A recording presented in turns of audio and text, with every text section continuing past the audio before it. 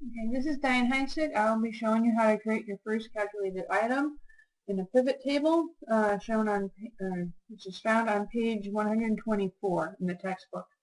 That's a picture of a hibiscus that I grew last summer. So to start off, you need to create a pivot table. So I will go to Insert, Pivot Table, click OK.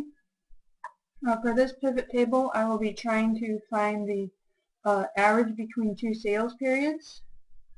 Or the difference between the averages of two sales periods. So first I'm going to select sales period and sales amount. I'm going to change the formatting of the data in the sales amount column. So down arrow, value field setting, number format. I want to click currency and I want to get rid of my decimal places, so I'll click change it to 0. OK. OK one more time. Now that's formatted. I'm going to select one of the cells in the sales period column.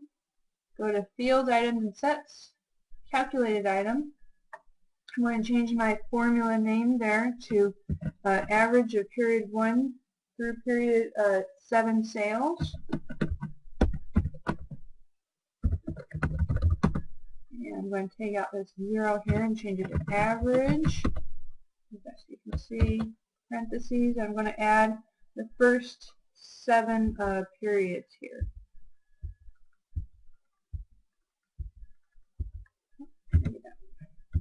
Alright, I'm just going to click add here so I can add my next one.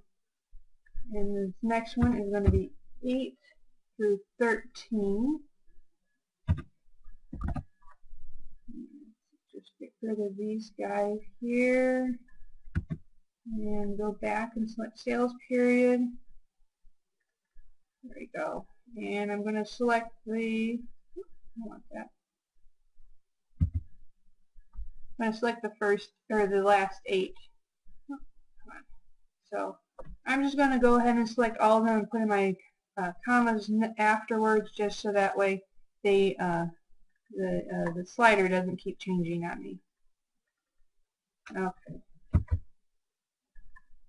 I'm just going to go back in and put all of my commas in.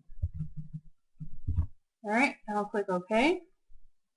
Now the 2 items have been added to the bottom of my pivot table. Unfortunately, both of those items then get put back into the grand total. So it's pretty much doubling the grand total from what it should be. So I'm going to hide this top area of the pivot table. So I'm going to select everything I want to hide. And right click, go to Filter, Hide Selected Items, and see now my grand total has been readjusted so it's the proper form or proper total showing. And that is how you have calculated items. You would use a calculated item instead of the calculated field if you don't want to have a whole column of calculated items. You just want to have 1 or 2. This would be a great way of doing that. And then for this Jing, I've used, that's my resources there where I've got my information. Thank you.